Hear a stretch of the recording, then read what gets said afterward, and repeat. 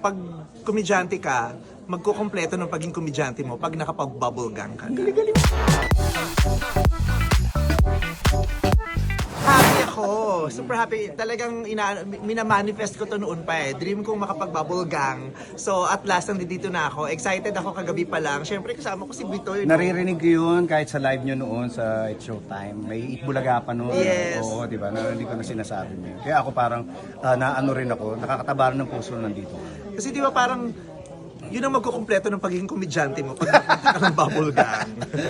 Yeah, malaki ang impact ng bubble gang sa comedy kasi iba't ibang uri ng comedy yung pinapakita dito eh. So maraming natututo ng mga komedyante sa mga pamamaraan ng pagpapatawa. So lahat 'yon makikita sa bubble gang. Kaya at saka yung sinasabi ko nga, pag komedyante ka, magkukumpleto ng pagiging komedyante mo pag nakapag-bubble gang ka. Galing mo magsalita. Uy!